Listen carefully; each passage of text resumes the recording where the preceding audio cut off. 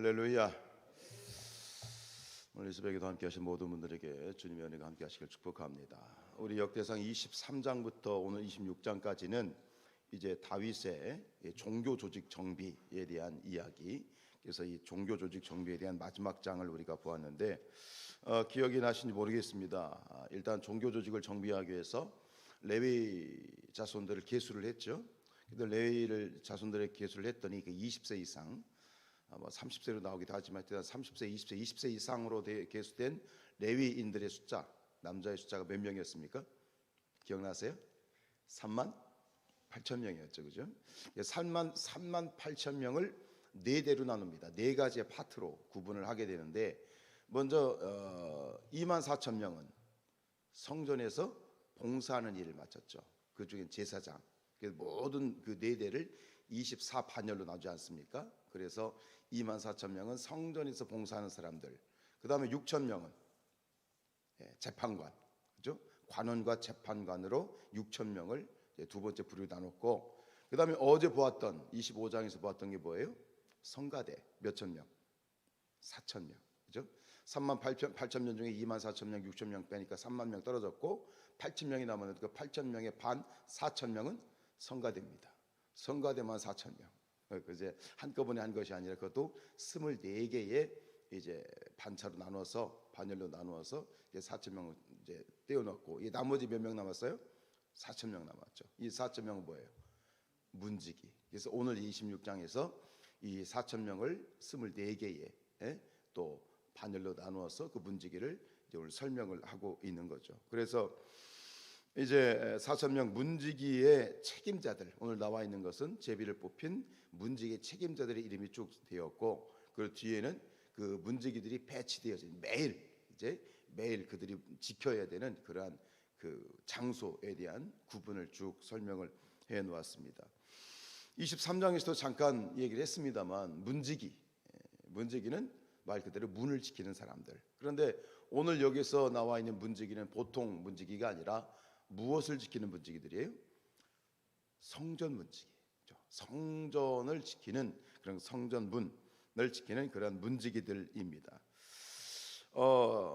결국은 이 성전 문지기라고는 타이틀 때문에 우리가 조금 더 다르게 생각할 수 있는데, 결국은 이것은 그 종류가 어떻든 하나님의 성전에서 하는 모든 일들, 하나님을 봉사하는 일이죠. 하나님의 일을, 하나님을 섬기는 일, 그것이 어떤 종류의 일이든 그것은 특별하고 거룩하고 복된 일이고 정말 축복받는 일이죠. 그래서 이 시편 84편 10절에서 다윗이 이렇게 노래합니다. 주의 궁정에서의 한 날이 다른 곳에서의 첫날보다 나은즉 악인의 장막에 사는 것보다, 보세요, 악인의 장막은 뭐냐면 궁궐을 말하는 겁니다. 의리의리한 좋은 집. 악인의 장막에서 사는 것보다 내 하나님의 성전 문지기로 있는 것이 좋습니다 라고 고백하는 거예요. 이것은 뭡니까? 지금 다윗은 왕입니다. 내가 왕임에도 불구하고, 내가 왕이라고 하는 이 궁정에 사는 궁궐에 사는 왕임에도 불구하고 내가 하나님의 집, 하나님을 섬기는 일에 있어서는 그 일을 위해서라면 나는 문지기라도 좋습니다. 이렇게 고백하는, 즉 하나님을 위해서 하나님을 섬기는 일에 대한 그 가치와 그 중요함, 그 소중함을 다윗은 알고 있는 것이죠. 우리도 하나님을 일을 위해서 봉사하는 일이 정말 그것이 어떤 종류의 일이든, 사소하든 중하게 여기든 그 어떤 일이든 그 일이 복된 일이고 거룩한 일이고 가치 있는 일임을 깨닫기를 축복합니다. 이 성전 문지기의 역할이라고 하는 건 우리가 보통 이제 경비, 그죠? 아파트 경비나 어떤 회사의 경비, 그래서 이거를 갖다 이제 우리는 수문장이라고 표현할 수도 있겠습니다만, 이 성전 문지기의 역할은 밤낮 이 성전의 문을 지키는 그런 경비의 역할도 되겠고, 또 성전을 방문한 사람들을 안내하는 그런 안내자, 인포메이션의 역할을 한 것도 있을 것이고, 또 중요한 건 뭐냐면 이 성전에 들어와서는 안 되는 사람들이 있어요. 성전에 들어오면 안 되는 사람들, 이방인들, 그리고 어떤 부정한 사람들, 죄를 지은 부정한 사람들, 즉 그들이 이 하나님의 거룩한 성전에 들어오지 않도록 막는, 통제하는 역할을 했죠. 결국은 뭡니까? 이 성전 문제의 가장 중요한 역할은 이 거룩하신 하나님이 임재하시는 성전을 지키는, 즉 단순한 성전 건물을 지키는 것이 아니라 하나님의 성전의 거룩함을 지키는 것이 성전 문지기인 거예요.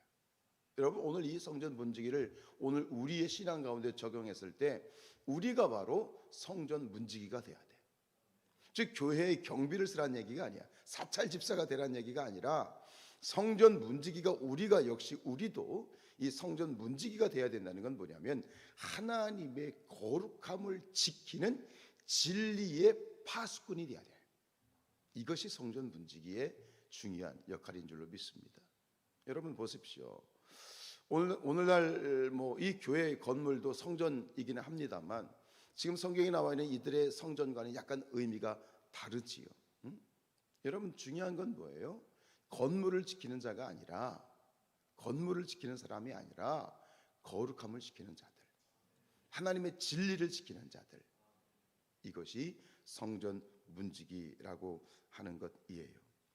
오늘 우리가 좋아하는 찬양의 가사처럼 교회를 교회되게 하고 예배를 예배되게 하는 자들, 이것이 진리의 수호자이고 진리의 파수꾼이라고 말할 수 있겠습니다.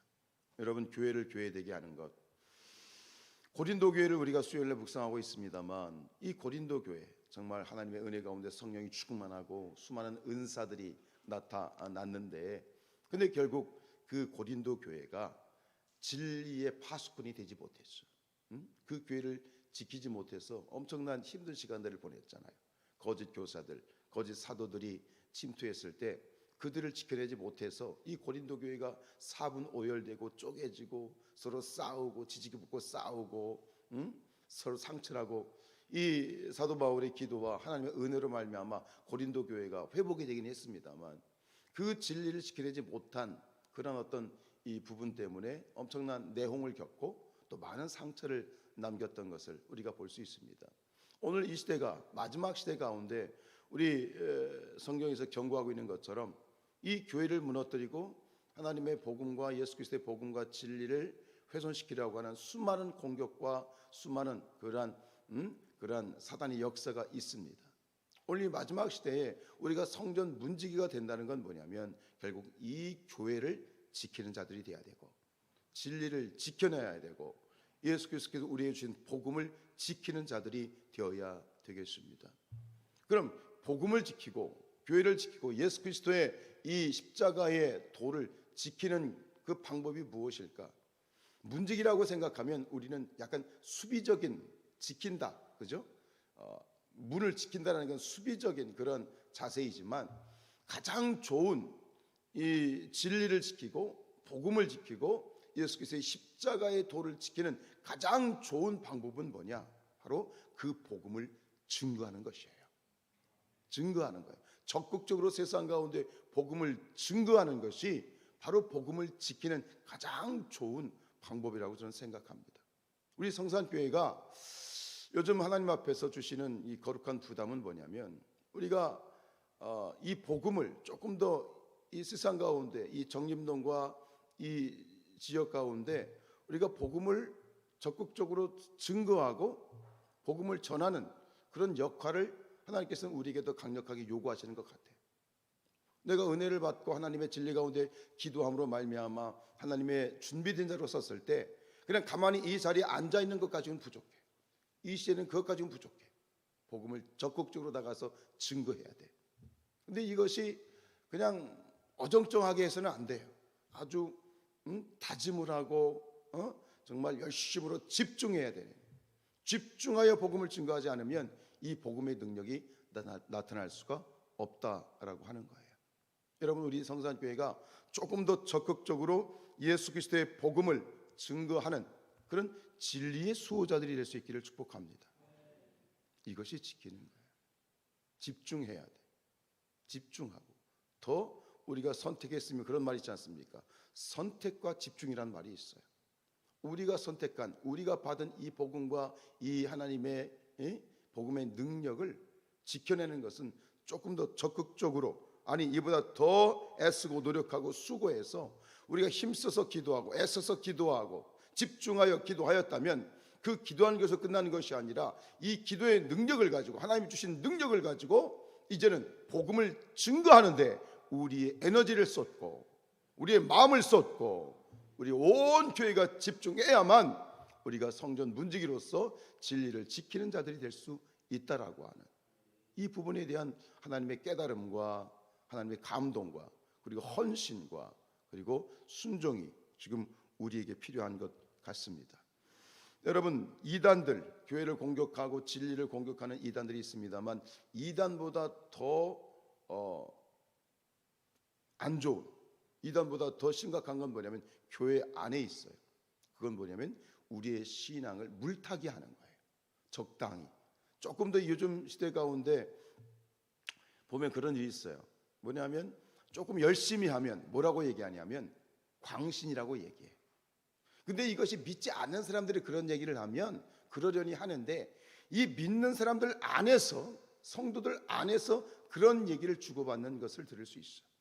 좀 더 열심히 하고 하나님 앞에 헌신하려고 그러면 광신이라고 얘기를 해요. 이게 물타기 하는 거예요. 물에 물 탄 듯 술에 술 탄 듯 뜨겁지도 않고 차지도 않은, 성경에서 계시록 3장 15절과 16절에서 이런 말씀을 하셨죠. 내가 내 행위를 아노니 네가 차지도 아니하고 뜨겁지도 아니하도다. 네가 차든지 뜨겁든지 하기를 원하노라. 여러분, 우리가 뜨거워야만 진리를 지킬 수 있어요. 뜨겁게 뜨거운 가슴을 가지고 집중하여 나아가게 될 때 우리가 진리를 지킬 수 있다 이 말이죠. 네가 이같이 미지근하여 뜨겁지도 않고 차지도 아니하니 내 입에서 너를 토하여 버리리라 라는 그러한 경고의 말씀을 주시죠. 여러분, 우리 성산교회가 뜨거운 교회가 되길 축복합니다. 차지도 않고 뜨겁지도 않고 선택하라는 거예요. 근데 뭘 선택해야 되겠어? 차가운 걸 선택해야 되겠어? 아니겠죠. 우린 뜨거운, 우리의 가슴이 기도함으로, 말씀과 기도로 뜨거워졌다면 이 뜨거워진 가슴을 가지고 우리가 해야 될 일은 뭐냐면 성전 문지기가 되는 것, 진리를 지키는 것, 진리의 수호자가 되는 것, 진리의 파수꾼이 되는 것. 그럼 진리의 파수꾼이 된다는 건 뭐냐? 진리를 적극적으로 증거하고 복음을 선포하고 또 죽어가는 영혼들을 살리는 일에 우리가 앞장서고 집중하는 것이 바로 진리의 파수꾼이 되고 성전의 문지기가 되는 것인 줄로 믿습니다.